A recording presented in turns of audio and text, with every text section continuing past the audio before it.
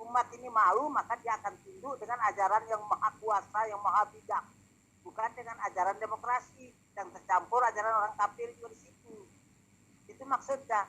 Pasti lebih bagus sistem khilafah, bukan sistem negara. Menentang sistem, bukan menentang juga bersaingan dengan sistem. Mana yang lebih baik kita akan pikirkan, sistem khilafah atau sistem demokrasi. Kalau kalimat panjangnya, kalau saya cerita ini 1 jam baru bisa paham. Lebih konkret, Ustadz, disebut saja salah satu aturan dalam sistem demokrasi. Contoh ya. Sekarang contoh sistem demokrasi. Kalau orang mencuri ditahan, ya.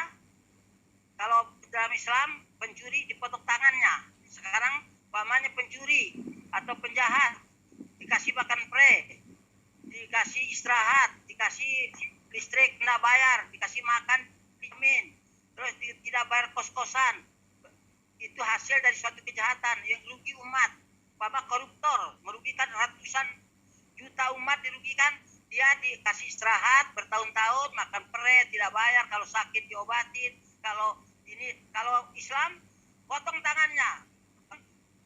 KPK mengumumkan mantan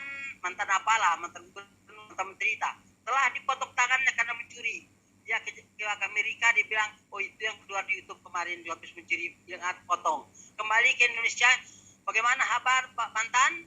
Tak potong tangan. Lalu KPK-nya bilang begini, kepada bapak-bapak yang sempat maling atau siapapun yang mau maling, mulai besok dipersilakan. Mikir orang. Tapi kalau sistem demokrasi, awas, siapa yang korupsi akan ditindak. Tapi tambah banyak koruptor. Mana yang bagus? Nah, kalau di dalam sistem demokrasi kan pemimpin dipilih melalui pemilu ya, atau pilkada. Kalau di dalam khilafah itu pemimpin dipilih seperti apa caranya? Maka kita akan merebut hati umat. Nah, hati umat yang ada di partai itu, yang ada di pemerintah itu, yang ada di masyarakat itu, yang ada hatinya kita pilih, lalu untuk dia menentukan pilihannya nanti. Pilihannya kita ini merebut hati umat. Ya, pilihannya itu melalui apa? Apa pemilihan umum atau penunjukan dari ustadz atau seperti apa untuk pemimpin itu? Kalau hati umat kita setelah rebut, apa maunya umat. Jadi kita tidak boleh terus maunya kita, ya jangan. Ya, kalau hati umat kita rebut, hati presiden kita rebut, hati Kapolda kita rebut, hati Pak Menteri kita rebut, hati polisi kita rebut, hati lah apa maunya dia. Kalau memang hatinya sudah setuju kepada kebenaran. Baik. Kan kalau untuk Ustadz sendiri, Ustadz Abdul Qadir secara pribadi ya, saya tidak bertanya ke jamaah Ustadz. Kalau Ustadz sendiri ikut dalam pemilihan presiden yang lalu?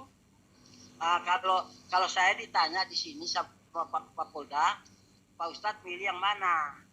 Saya bilang, saya ini sebagai muslim, kalau memilih nomor 1 berarti saya berpendapat nomor 2 jelek. Kalau saya pilih nomor 2 berarti saya berpendapat nomor 1 yang jelek. Oleh karena itu saya anggap dua-duanya saja baik. Ya. Jadi Ustadz tidak ikut? Jadi terpaksa saya tidak ikut karena itu tadi saya tidak kenal. Okay. Saya tidak kenal, bagaimana mau saya pilih yang tidak kenal, anggap baik saja semua atau saya anggap jelek semua. Terima kasih Ustadz. Ya, saya hanya ingin tahu itu aja. Ustadz Najih, gimana Ustadz Najih ini? Pandangan Ustadz Abdul Qadir mengatakan dia hanya ingin merebut hati umat katanya. Tidak mau politik, tapi beliau menyebut juga beberapa aturan yang menurutnya itu bertentangan di Indonesia, seperti tidak diterapkannya potong tangan untuk pencuri, untuk koruptor, malah kemudian diberi fasilitas makan gratis dan sebagainya. Pandangan Ustaz gimana itu?